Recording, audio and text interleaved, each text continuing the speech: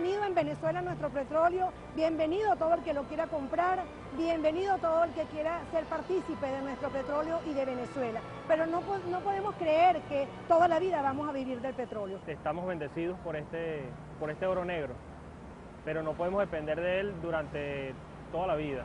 Sabemos que esto se acabará. Además tenemos que buscar otras alternativas para producir como país, buscar la independencia. De cara al futuro, independientemente de los vaivenes políticos, es cómo hacernos un país que no dependa tanto del petróleo. Y la respuesta obvia a esa pregunta es cómo generamos más divisas. Y la respuesta obvia a esa misma pregunta es, bueno, generamos más divisas o ahorrándolas, quiere decir produciendo más en el país, o exportando, es decir, produciendo divisas distintas al petróleo, y eso ha demostrado el mundo entero que lo hace muy bien el sector privado si se le dan las condiciones macroeconómicas para que ello suceda. Recordemos que la empresa que se enfoca en la acumulación de capital, o lo que conocemos como una empresa capitalista, se enfoca en hacer números y poder producir cada vez más riqueza sin mirar cuál es el bienestar del trabajador que tiene allí en su línea de producción. Ahora, en contraposición con ese modelo, acá actualmente en Venezuela se quiere impulsar un nuevo modelo de empresa o de fábrica socialista que abarca ya, algo completamente distinto a lo que se plantea en esas empresas manufactureras capitalistas.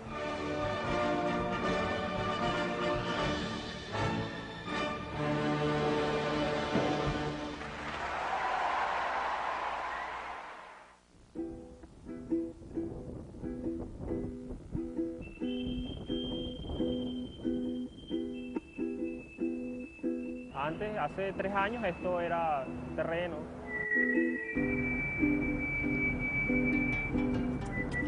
Esto queda un poco retirado de Barinas, pero es una zona estratégica, es un polo industrial donde tenemos una fábrica de tractores, una fábrica de camiones, se está construyendo una tercera fábrica de maquinaria pesada y al lado vamos a tener la refinería de PDVSA.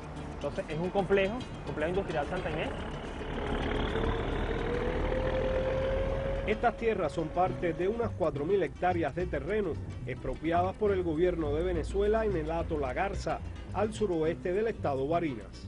Aquí el más ambicioso proyecto que jamás haya visto la zona pretende construir un nuevo tejido industrial. Estos hombres y mujeres estrenan un modelo de desarrollo integral en la fábrica de tractores Benemins, empresa socialista en convenio con la República de Bielorrusia. Gracias al gobierno tuve la oportunidad de viajar a Belarus, a la parte de capacitación, lo que es el proceso de ensamblaje de los tractores, y es un honor ser parte de esta historia.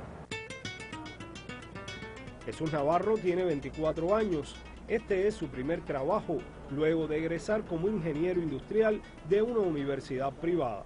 Bueno, la universidad nos enseñaban básicamente los modelos productivos que se venían implementando durante tantos años. El modelo de producción capitalista solo piensa en los dividendos de pocas personas.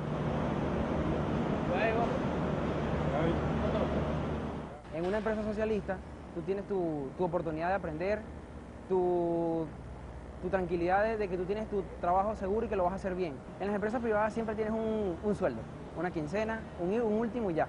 En unas empresas como esta tenemos lo que son seguros sociales, tenemos fideicomisos, vacaciones.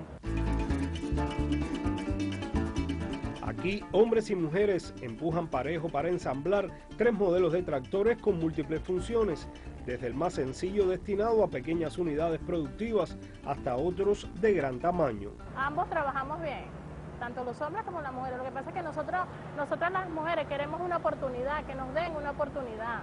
Así como me la dieron a mí, se la pueden dar muchas mujeres que de verdad a lo mejor ellas no se atreven, a lo mejor tienen ese miedo adentro de que no la van a rechazar por ser mujer. No, nosotros las mujeres valemos y mucho, y ustedes saben. Antes Venezuela era incapaz de hacer un solo tractor, pero este año tendrá 7 fábricas como esta, con capacidad instalada para ensamblar más de 14.000 unidades anuales. Comunidades rurales como la de San Silvestre en el estado Barinas podrían beneficiarse con los nuevos tractores producidos en Venezuela. Aquí, el Hato Santa Cruz aún enfrenta inconvenientes para producir tras ser expropiado por el Instituto Nacional de Tierras hace 4 años. Por supuesto necesitamos tractor, maquinaria agrícola, con todos los implementos, sembradora, ratra, rotativa, rolo, pala también, por eso estaba preguntando yo por ese tractor, si ustedes lo han visto ya, un tractor que tiene una pala, porque eso es muy necesario, un tractor con pala también. Aquí en San Silvestre hay gente de aquí de San Silvestre que conocen la fábrica, porque fueron una mujer luchadora que desde que comenzó, desde el primer granito de arena, ellas han estado en la lucha. Y ellas sí saben que sí existe eso.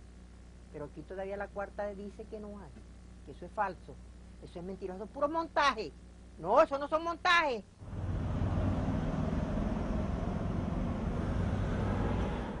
Desde la Federación de Cámaras y Asociaciones de Comercio y Producción de Venezuela, Fedecámaras, no se ve con buenos ojos el nuevo modelo productivo en marcha en Venezuela.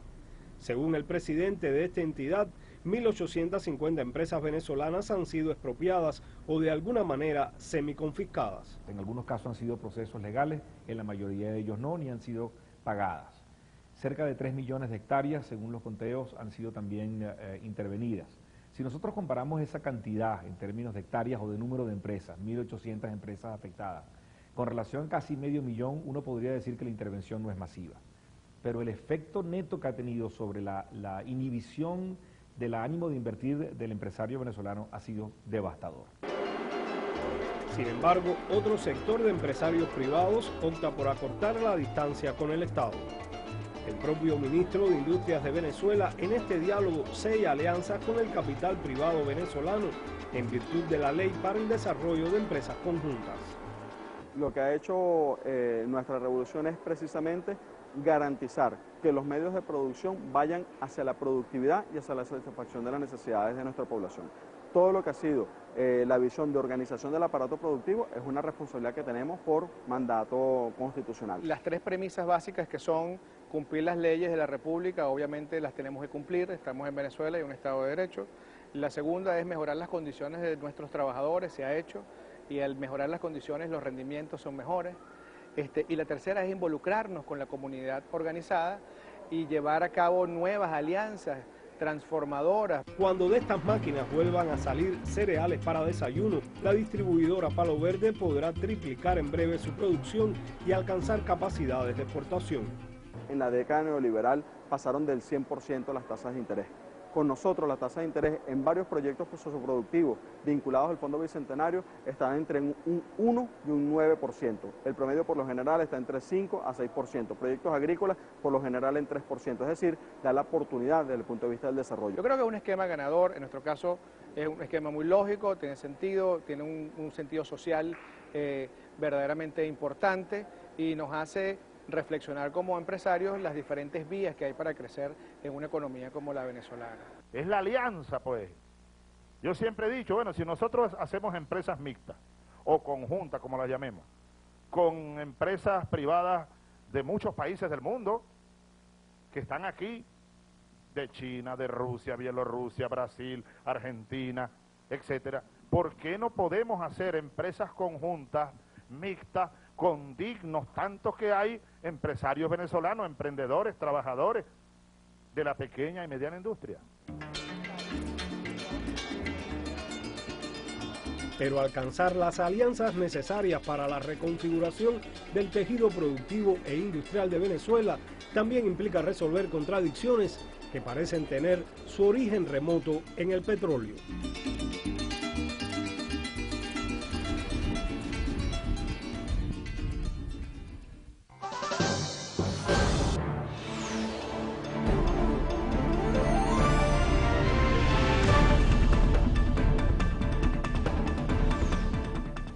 Desde Ecuador, decía Bolívar, o nos unimos de verdad, o un nuevo coloniaje legaremos a la posteridad. El Banco del Sur, la Telesur, una televisora del sur, una Petrosur, la unidad energética del sur, la unión, el esfuerzo de nosotros los países de Sudamérica para derrotar la pobreza, la miseria, la marginalidad, el analfabetismo. Solo unidos, pero de verdad es que nosotros podremos ser verdaderamente independientes, verdaderamente libres, verdaderamente.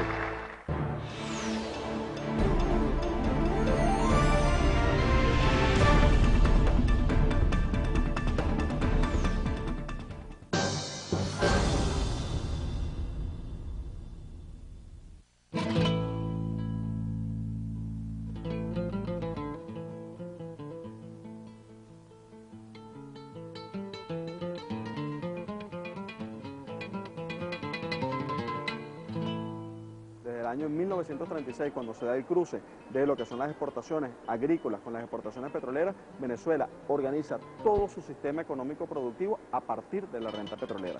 El poblamiento del país está asociado a la renta petrolera. La organización de la arquitectura del territorio vinculado a los puertos está asociado a la renta petrolera. La diferenciación de clase que tiene nuestro país es asociado a la renta petrolera. Hay barrios en Venezuela que se asocian a las oleadas migratorias que se vinculaban precisamente a cada una de las décadas desde el punto de vista petrolero. El petróleo ha sido protagonista de la historia contemporánea de Venezuela. Un país eminentemente agroexportador pasó a ser una nación petrolera. Muy pronto los ingresos directos o indirectos de este don natural comenzaron a ser más de la mitad del presupuesto nacional. Pero el Ministerio de Industrias, entonces llamado de Fomento, favoreció más el consumo, las importaciones y la inversión privada que el desarrollo industrial. El Ministerio de Fomento era muy importante en ese proceso de transferir la renta petrolera a el sector privado, porque la oligarquía venezolana se conforma a través de la renta pública, acumulando renta pública, favoreciéndose la renta pública. La oligarquía venezolana no es producto del trabajo, de la iniciativa, etcétera, no, es producto de un proceso de transferencia de la renta petrolera, que es pública, al sector privado, mediante créditos, etcétera, que luego eran condonados, y es así como se va conformando la oligarquía venezolana. Por eso no es productiva, pues. Otros métodos como la sobrevaluación de la moneda, subsidios y corrupción también canalizaron el ingreso petrolero a las arcas de comerciantes, banqueros y personeros con influencia política. Desde ese punto de vista, nosotros vimos cómo ellos se fueron apoderando de los mecanismos fundamentales de la economía y de los instrumentos de poder de la economía. Una manera de garantizarle la estabilidad de la cual se hablaba en Venezuela durante los 40 años de la Cuarta República, era controlando ellos algunos elementos políticos que tenían el control económico. Mientras tanto, se hablaba del llamado modelo de sustitución de importaciones para la industrialización de Venezuela. Eso en realidad era un modelo de ensamblaje, en términos reales, no era un modelo industrial desde el punto de vista de desarrollo del país. ¿Qué significa esto? Se agarraba las materias primas que existían en nuestro país, esas materias primas eran montadas en barcos, sacadas del país, posteriormente procesadas en otros países, en los centros hegemónicos a nivel mundial, y retornadas a Venezuela para producir el ensamblaje en Venezuela. Venezuela viene ya construyendo un modelo rentista desde finales de la década de los 70, cuando se produce el gran boom petrolero, el primero de ellos, y los precios petroleros que estuvieron durante 30 años anclados entre 2 y 3 dólares por barril, subieron a 12 dólares por barril y luego a 30 dólares por barril. Toda esa década del 90, que es el antecedente de la revolución, fue precisamente caracterizado por el desmontaje, el desangrar completo de todas las cadenas productivas que existían en el país. Para el año 2000 ya se había dado el cierre, emigración o desnacionalización de más de la mitad de las empresas industriales venezolanas. Pero también ya el gobierno de Hugo Chávez había comenzado a conducir al país hacia una lógica distinta al capital. Una nueva constitución prohibió monopolios y oligopolios y el gobierno rescató la industria del petróleo. Llegó un comandante y mandó a parar el saqueo de un pueblo.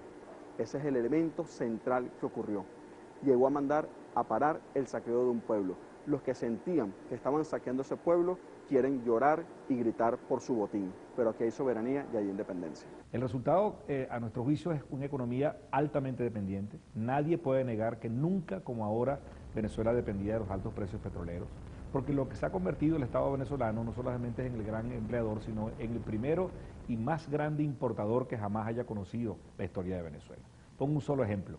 El año pasado se trajeron 1 millón de electrodomésticos fabricados en China para venderlos a precios muy económicos en un programa que se llamó Mi Casa Bien Equipada. ¿Será acaso que les molesta que haya un producto que se vende 40% por debajo del precio que ellos especulaban?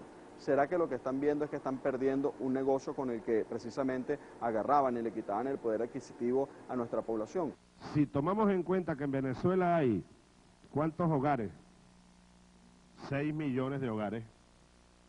Entonces, estaríamos en capacidad de suministrarle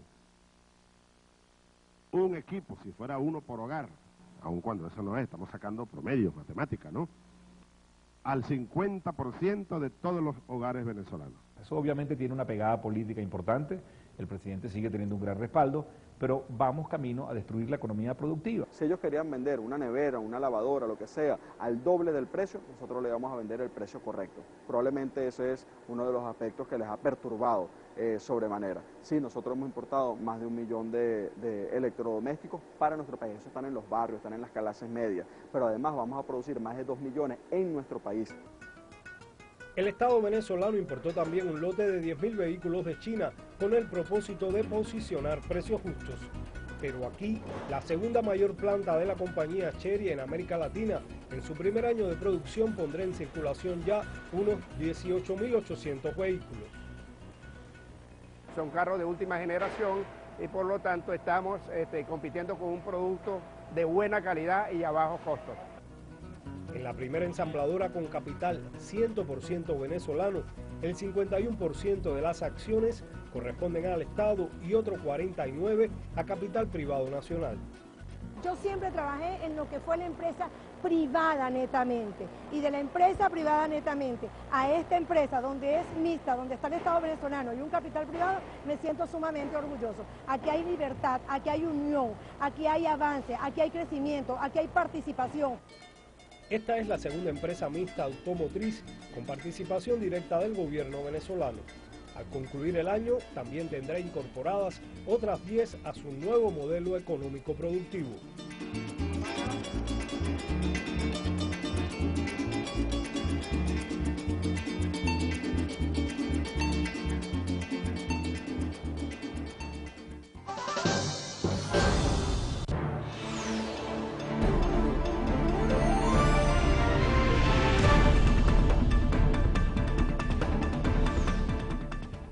Cuando yo saqué mi sable para jurar, juré en firme y juré en serio. ¿Jura usted delante de Dios y la bandera defender la patria hasta perder la vida? No solo defenderla, digo yo, amarla. Porque para defenderla hasta perder la vida, necesario es amarla. El que no ame a esta patria. Y la patria es, en primer lugar, como dice Ali Primera, el hombre, el ser humano.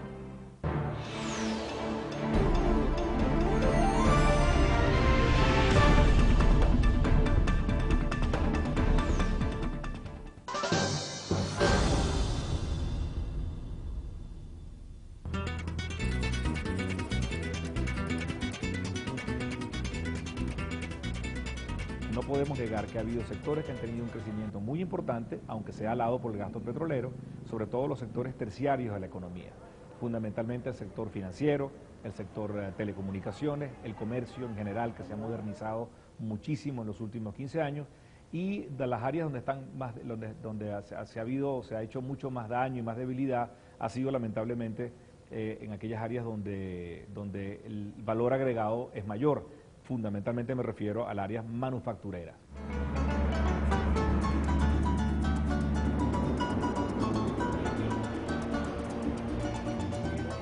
Desde el 2008 que el gobierno nacionalizó la que los Andes ha cambiado mucho, ¿viste? Bastante.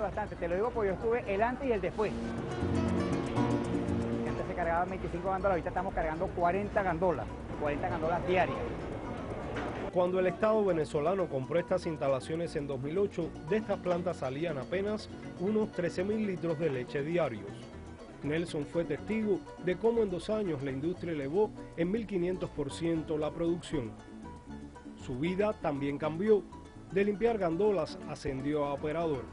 Aquí pudo estudiar y graduarse como bachiller. Ahorita no, ahorita me dignificaron. Ahorita me puedo expresar yo mismo. Puedo hablar ante las cámaras junto a ustedes libremente, sin un libreto que me digan qué es lo que tengo que decir, porque aquí lo que estoy hablando es con el corazón.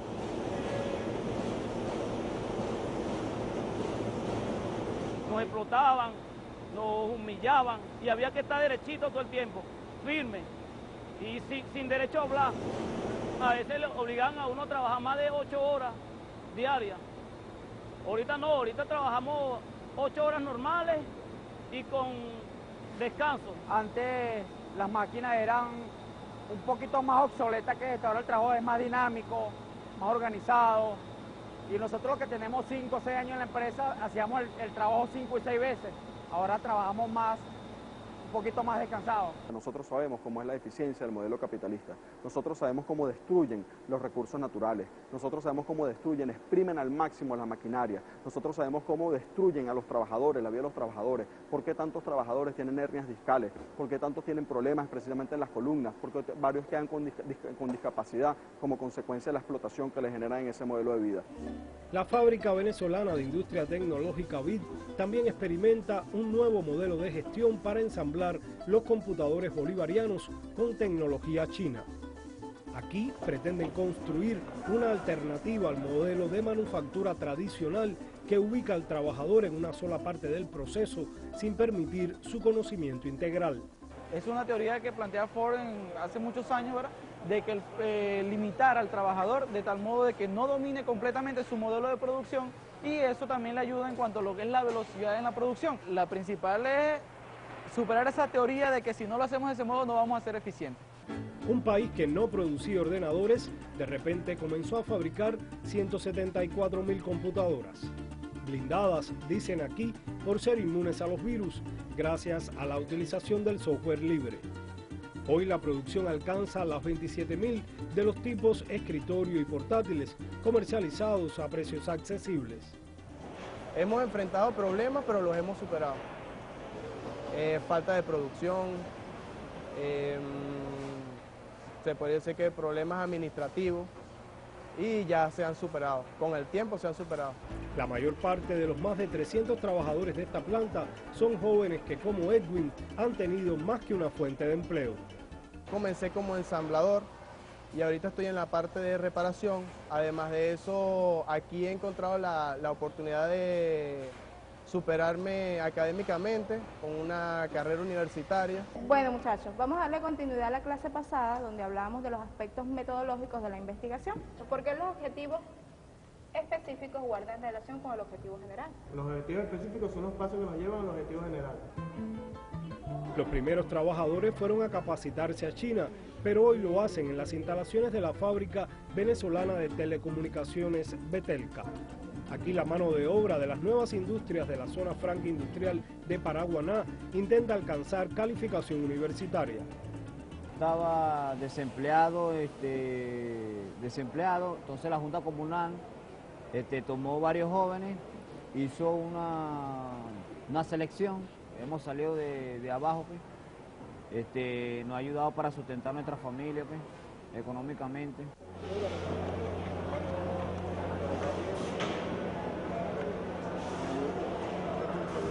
Tengo una discapacidad visual y empecé con un periodo de pruebas, o sea, un entrenamiento que nos dieron. Sabe que a las personas con discapacidad se les desarrolla un sentido más, ¿entiendes? Sí, a veces tenemos rápido que hay varias personas con discapacidad.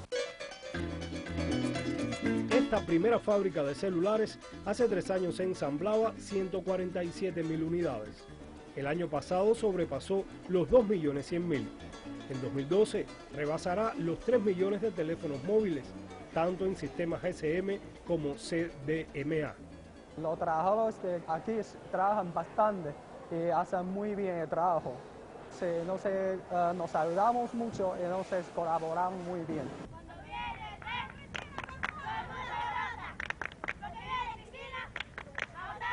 Después de agotadoras jornadas de trabajo, las muchachas juegan kicking ball. Como ellas, más de 270 trabajadores entrenan en 11 disciplinas deportivas.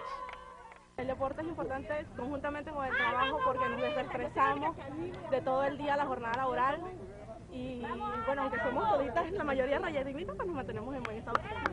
Una política de la empresa es darle la motivación a través de la actividad física, el deporte y la recreación para mejorar la calidad de vida de los trabajadores. Como parte de las nuevas relaciones de producción, las fábricas también se ramifican y construyen un nuevo tejido productivo en su entorno. Le llaman punto y círculo. Aquí está la prueba de todo esto. Aquí están las puertas abiertas en el sector industrial de Punto Fijo para que vengan y comprueben. Así, estas mujeres dejaron de ser amas de casa para convertirse en empresarias e inaugurar el oficio de la talabartería en el estado Falcón. Tenemos que realizar una estructura de costos.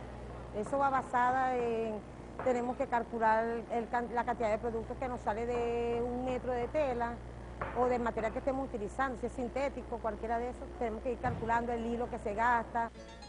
Con cuentas claras, la gestión comunal negocia el financiamiento y venta de sus productos a fábricas enclavadas en la zona. Comenzaron con la fabricación de fundas para celulares. Hoy realizan estuches para mini laptop e incluso bolsos ejecutivos. Hace poco se hizo una entrega de 2.500 estuches para mini laptop y el control de calidad que vino a hacer la propia empresa BIC quedó demostrado que de los 2.500 forros solamente 3 salieron con desperfectos en el cierre. O sea que lo que se está haciendo aquí es un trabajo de calidad.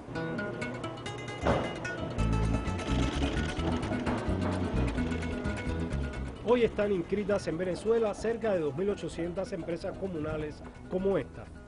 Más de 400 han sido financiadas por el propio Estado. Lo que está ocurriendo en Venezuela es una revolución. Y como una revolución además pacífica, es una revolución que tiene una gente que tiene un poder económico que la adversa y una grandísima mayoría que hay pequeños empresarios, medianos empresarios, está lo público, está lo comunal. Es importante que entendamos que el modelo tiene que ser aquel que propenda a que haya mucho más actores privados, empresarios, nacionales o extranjeros, que doten esta economía de una enorme red de empresas que lleguemos a tener perfectamente, podríamos tener en 10 años, en una década, de nuevo 1 millón de empresas como lo tuvimos en algún momento, para que hagamos de este mercado algo mucho más competitivo. Lo que nos va a permitir romper el rentismo petrolero es la construcción de la cultura del trabajo, el valor del trabajo, lo que significa el trabajo desde el punto de vista cultural, desde el punto de vista social, de lo que significa saber cada venezolano que lo que tenemos es producto de lo que generamos en la mano y no aquello, que es parte enorme de la distorsión que tenemos, donde un 1.34% de la población económicamente activa vinculada a la actividad petrolera generaba la mayoría de los ingresos del resto de la población. Venezuela, corre en mi alma y en mis venas. Así, esta nación andina intenta también conquistar independencia y soberanía con producciones que lleven el sello hecho en Venezuela. Aprendí en la escuela. Venezuela.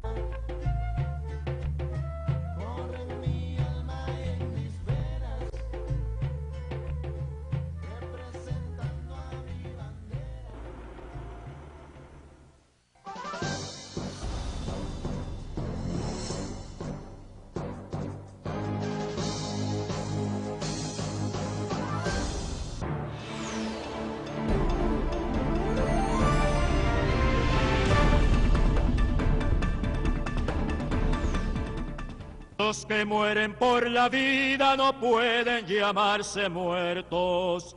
Uno se va, pero no se va. Cuando uno le toca irse, uno se queda circundando. Canta, canta, compañero, que tu voz sea disparo, que con las manos del pueblo no habrá canto desarmado. Canta, canta, compañero, canta, canta, compañero, canta, canta.